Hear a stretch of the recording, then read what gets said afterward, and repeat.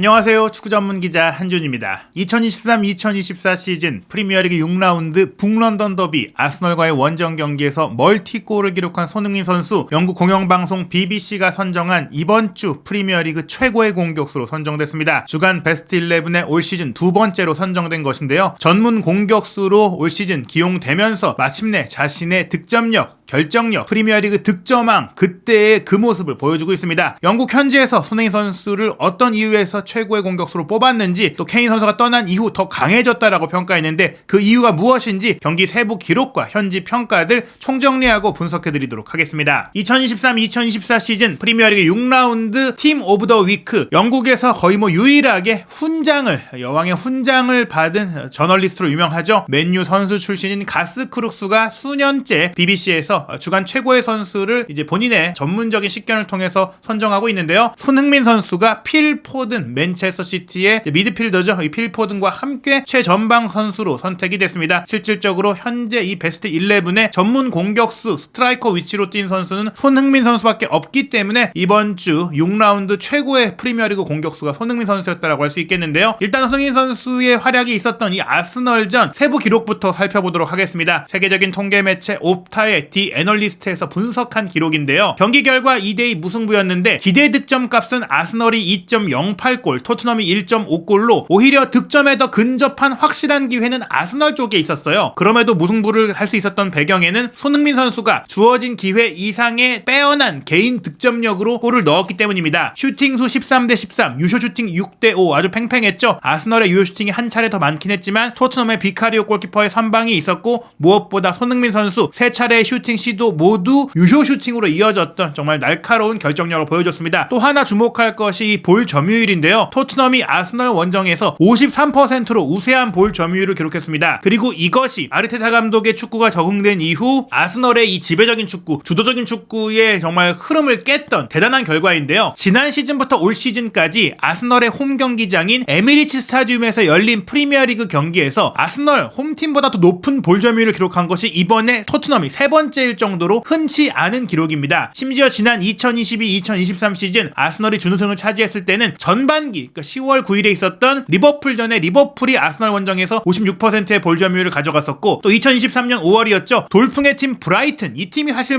경기 장악력에 있어서는 지금 최고의 프리미어리그 팀으로 꼽히고 있는데, 브라이튼이 아스널 원정에서 59%의 점유율을 기록했던 것에 이어 토트넘이 이제 세 번째로 53% 더 앞선 그런 점유율을 보였는데요. 소파스코어에서는 브레이브 퍼포먼스라면서 토트넘이 아스널 원정에서 용감한 축구로 결과를 냈다라고 평가를 했습니다. 또 하나 주목할 것, 토트넘과 아스널의 북런던 더비, 역사적으로도 토트넘이 오랜만에 이 아스널 원정에서 좋은 성과를 낸 것인데요. 무려 2019년 9월 이후 처음으로 토트넘이 아스널 원정에서 패배하지 않았다. 꽤 오랜 기간 동안 4년 동안 아스널 원정만 가면 패배해왔던 토트넘인데 그 흐름을 깼고, 그 중심에는 두 골을 기록한 손흥민 선수의 활약이 있었던 것입니다. 실제로 소파스코어의 평가를 보면 평점 8.7점의 손흥민 선수에게 맨 오브 더 매치를 수여했는데요. 손흥민 선수의 아스널전 멀티골은 개인적으로도 대단해요. 토트넘이 아스널 원정에서 고전했던 이유가 역시 상대의 수비를 흔들지 못했던 전방에서의 무게감, 결정력의 문제였는데, 옵타의 기록 분석에 따르면 1993년 5월 프리미어리그 경기에서 존 핸드리가 아스널 원정에서 두 골을 넣은 이후 손흥민 선수가 20년 만에 토트넘 선수로는 아스널 원정에서 두 골을 넣은 선수가 됐고요. 또 에미리츠 스타디움이 개장한 이후에는 토트넘 선수로 최초로 아스널 원정 멀티골을 기록한 새로운 역사를 만들게 됐습니다. 그러한 활약 속에서 말씀드린 대로 소파스코어 선정 이번 북런던 더비 플레이어 오브 더 매치로 손흥민 선수가 선정이 됐는데요. 18번의 볼터치, 기회가 많지 않았음에도 2개의 골을 넣었죠. 3차례의 슈팅 중에 2개의 유효 슈팅이 나왔고, 하나는 수비 블록에 막혔고요. 또 본인의 득점뿐 아니라 하나의 빅찬스를 만들어내면서 어시스트도 했어야 하는 경기였습니다. 2개의 키패스, 그리고 14번의 패스 연결 중에 13번이 성공할 정도로 매우 높은 패스 성공률까지 기록하면서 평점 8.7점의 높은 평가를 받았습니다. 손흥민 선수의 활약은 이 북런던 더비뿐 아니라 올 시즌 내내 굉장히 좋은데요. 현재 프리미어리그 득점왕 경쟁 엘링 홀란 선수가 8골로 앞서가고 있는 가운데 손흥민 선수가 번리전 해트트릭에 이어 이번 아스널전 멀티골로 5골 단독 득점 2위에 올라 있고요. 득점을 떠나서 경기력 전체 지표를 볼 수 있는 평균 평점을 보자면 맨시티가 6전 전승으로 지금 선두인데, 로드리가 8.05점의 평균 평점으로 현재 프리미어리그 전체 선수 중에 최고를 기록하고 있습니다. 그 다음이 손흥민 선수의 새로운 파트너죠. 제임스 메디슨 평점 8.03 7.03점이고요. 3위가 손흥민 선수입니다. 7.87점. 즉 프리미어리그 전체 선수 중에 평균 평점 3위로 아주 최고급의 활약을 펼치고 있다라고 볼 수가 있겠는데요. 브라이튼의 돌풍을 이끌고 있는 파스칼 그로스가 7.80점, 그리고 아스널 에이스인 부카요 사카가 7.78점, 리버풀의 모하메드 살라가 7.77점이니까 손흥민 선수의 활약이 분명히 엄청나다는 것을 볼 수가 있고요. 현재 득점 선두인 엘링 홀란의 평균 평점이 7.62점이에요. 그만큼 손흥민 선수의 지금 꾸준함과 경기 영향력이 크다라는 것을 확인할 수 있는 대목입니다. 또 하나 주목할 기록이 공격 시퀀스 관여도인데요. 북런던 더비에서 가장 많은 공격 시퀀스 득점 과정에 관여한 선수가 누구냐? 손흥민 선수였던 것입니다. 파페 마타르사르가 슈팅 2회 그리고 슈팅으로 이어진 빌드업에 3회 관여하면서 5개의 공격 시퀀스 관여를 보여줬고요. 사카가 슈팅 2회, 기회 창출 2회, 슈팅으로 이어진 빌드업 1회를 기록했습니다. 손흥민 선수는 3차례의 슈팅과 2차례의 기회 창출로 5개 직접적인 득점 관여가 가장 많았던 선수가 손흥민 선수고요. 메디슨은 슈팅 1회, 기회 창출 2회, 슈팅으로 이어진 빌드업이 1개. 즉 손흥민 선수가 말씀드린 대로 가장 슈팅을 많이 끌어냈던 선수였다, 이렇게 볼 수가 있고요. 이날 경기 사르 선수가 솔직히 조금은 이제 경험 미숙을 보였던 부분들도 있지만 오른쪽 사이드로 움직였잖아요. 포로 선수가 안쪽으로 들어와서 인버티드 풀백으로 뛰면서 사르가 오른쪽 사이드 라인을 커버했는데 이 히트맵을 보시면 아시겠지만 굉장히 열심히 뛰었고 좀 공격 관여도 많이 했지만 경합 승리 6회, 태클 3회, 패스 50회 등 굉장히 부지런한 역할을 해줬다, 이런 점들도 기록을 통해서 드러난 부분입니다. 다만 이날 경기 2대2 무승부로 끝났던 아쉬움의 과정에는 손흥민 선수가 79분에 메디슨과 함께 조금 일찍 교체 아웃된 것이었는데요. 실제로 토트넘이 전반전 손흥민 선수의 1차 동점골, 후반전 2차 동점골 이후 굉장히 공격적으로 많이 밀어치다가 손흥민 선수가 빠진 이후에 급격히 공격 위협도 그래프가 아스널 쪽으로 치솟았어요. 왜 손흥민 선수를 뺐느냐, 많은 조금 질타도 있었고 실제로 영국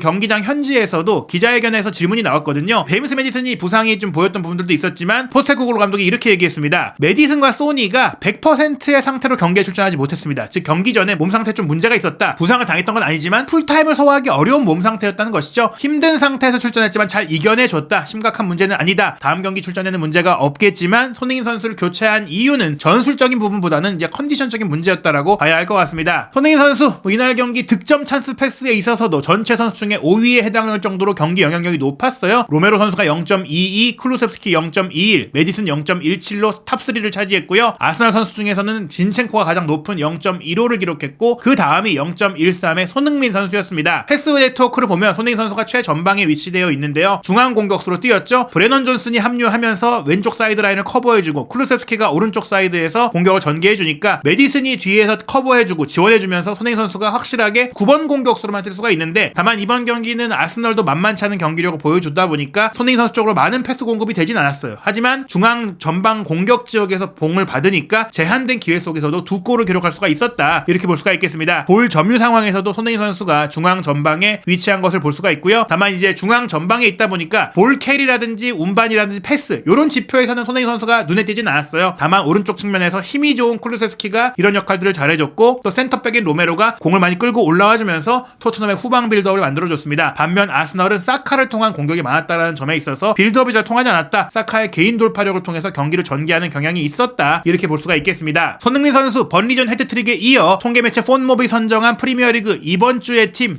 주간 베스트 팀에 이름을 올렸는데요. 두 번째입니다. 손흥민 선수와 더불어서 뉴캐슬이 셰필드의 8대0 대승을 거둘 때 맹활약을 펼친 앤서니 고든, 그리고 리버풀의 웨스트햄전 3대1 승리에 기여한 살라, 요 3명이 폰몹 기준 주간 최고의 공격수 3인방으로 선정이 됐고요. 멀티골을 기록한 브라이튼의 미토마가 브루노 기마랑이스, 맨시티의 포든과 함께 3미들로 선정이 됐습니다. 포백라인은 뉴캐슬의 댄번, 리버풀의 판다이크, 에버튼의 타코우스키, 그리고 뉴캐슬의 트리피어가 선정이 됐고요. 맨시티의 에데르송 골키퍼가 주간 최우수 골키퍼로 선정이 됐습니다. 에버튼도 결정적인 승리를 거두면서 이번 주 의미 있는 결과를 얻었는데요. 일단 가스 크룩스, 영국 BBC에서 선정한 팀 오브 더 위크 결과를 보면 에스턴 빌라가 첼시를 승리하는 과정 속에 폭풍 선방을 보여줬던 에밀리아노 마르티네스가 주간 최고의 골키퍼로 선정이 됐고요. 포백라인은 이제 카일 워커가 오른쪽 풀백, 키어런 트리피어가 이제 왼쪽 풀백으로 선정이 됐고, 중앙 수비수로 에버튼의 타코우스키, 그리고 번리전 브루노 페르난데스의 결승골을 어시스트한 맨유의 베테랑 수비수 조니 에반스가 이름을 올렸습니다. 말씀드린 그 브루노 페르난데스가 미드필드의 한 자리를 차지했고, 또 에버튼의 승리 과정에 결정적인 골을 넣은 두쿨에도 이름을 올렸고요. 토트넘 선수 중에서는 손흥민 선수와 비수마 선수가 이름을 올렸고, 고든, 포든 이런 선수들이 이제 앞서 말씀드린 폰모백 평가와 마찬가지로 BBC에서도 주간 베스트 11에 선정이 됐는데요. 포든은 사실 공격수, 스트라이커는 아니잖아요. 실질적으로 주간 최고의 공격수로는 손흥민 선수만이 이름을 올렸다, 이렇게 보시면 될 것 같습니다. 그렇다면 BBC의 가스 크룩스가 어떤 평가를 내렸느냐? 우선 이부 비수마에 대한 평가도 흥미로워요. 경기에서 콘테 감독이 틀렸다는 것을 증명했다는 활약이라고 얘기를 했는데요. 비수마가 콘테 감독 밑에서 정기적으로 경기에 출전하는데 어려움을 겪었다는 사실만으로도 이 말리 대표 선수인 비수마는 그 이탈리아의 유명 감독 콘테가 결국 토트넘의 문제였다라는 증거가 되고 있습니다. 비수마는 올 시즌 토트넘에서 놀라운 활약을 펼치고 있습니다. 북런던 더비에서 미드필더 선수에게 기대할 수 있는 그 열정을 보여주면서 아스널을 상대로 좋은 활약을 펼쳤는데요. 상대 선수와 이 경합, 교전과 동시에 그라운드 전역을 커버했던 능력이 탁월했습니다. 아스널전 무승부는 아마도 양팀 모두에게 공정한 결과였을 수 있겠지만 토트넘이 만약에 승점 3점을 모두 가져갔다고 하더라도 아스널 입장에서는 항변할 수 없었을 것이다. 비명을 지를 수 없었을 것이다. 즉 이번 경기 토트넘이 아스널 원정에서 충분히 이길 만한 플레이를 했다라는 것인데요. 이날 2부 비수마가 자신의 인스타그램 스토리를 통해서 멀티골을 넣은 손흥민 선수에 대한 애정 표현 또 축하를 보내는 게시물을 올렸어요. 러브 브라더 하면서 이제 나의 형제 사랑해 라는 또 이런 그 문구와 더불어 손흥민 선수의 골 셀레브레이션을 축하하는 사진을 올렸는데요. 비수마 역시 이제 손흥민 라인 캡틴 손흥민을 따르는 정말 이제 손흥민 선수의 아이들로 맹활약하고 있습니다. 손흥민 선수에 대한 평가도 궁금한데요. 가스크룩스 손흥민 선수를 주간 최고의 공격수로 선정하면서 이렇게 평가했습니다. 북런던 라이벌 아스널을 상대로 한 토트넘의 경기력이 인상적이었습니다. 에미레이트 스타디움에서 가장 충격적이었던 그냥 논란의 판정이죠. 페널티킥 판정이 내려졌던 원정 경기에서 심지어 이날 경기 내내 2번이나 뒤처진 상황에서는 강인함이 필요한데 바로 손흥민 선수가 그런 모습을 충분히 보여줬습니다. 손흥민의 강인함과 정신력이 있었기 때문에 토트넘이 어렵고 무너질 수 있었던 경기를 끌고 올라올 수 있었다는 것이고요. 또 하나 중요한 것 해리 케인이 바이에른 뮌헨으로 떠난 이후 손흥민 선수의 경기에서 이전에서는 볼 수 없었던 성숙함이 느껴졌고 올 시즌에는 더 나은 팀 플레이어로 성장한 모습을 볼 수 있었습니다. 원래 손흥민 선수가 뛰어났죠. 특히 결정력, 양발 슈팅 능력, 역습 능력 이런 것들이 각광받았는데 케인이 떠나니까 오히려 더 성숙한 노련한 선수로서 그리고 팀에 더 큰 영향을 미치는 팀 플레이어로서 더 성장했고 더 잘해줬다. 케인이 떠난 게 오히려 손흥민 선수를 더 업그레이드 시켰다는 평가가 나오고 있습니다. 물론 여기에는 원래 잘하고 있던 결정력, 토트넘의 두 골 모두 손흥민 선수가 훌륭하게 브릴리언트하게 성공시켰다라고 했고요. 토트넘은 게다가 페널티킥이 주어졌을 때도 그렇게 크게 불평하지 않고 소란을 피울 권리가 있었지만 그러지 않고 경기에 집중을 했다. 요것까지도 이 캡틴 손흥민의 영향력을 평가했습니다. 이 판정 규칙은 분명히 농담이다. 말도 안 된다. 폐기되어야 한다. 토트넘이 이겨야 했던 경기였다라고 짚었는데요. 손흥민 선수가 토트넘의 리더가 되고 주장이 되면서 팀의 안정감과 강인함과 결정력과 또 전술적인 부분까지 모두 기여하고 있습니다. 손흥민의 토트넘 분명히 케인의 토트넘보다 더 강한 모습을 보여주고 있는데요. 앞으로의 경기가 더욱더 기대됩니다. 다가올 일정도 뜨거운데요. 10월 1일 일요일 새벽 1시 30분 추석 연휴 기간 명절에 강한 손흥민 선수가 리버풀과의 빅매치를 홈에서 치릅니다. 이 경기도 기대가 되고요. 그 이후에는 한 수 아래라고 할 수 있는 승격팀 루턴타운과 10월 7일 토요일 저녁 8시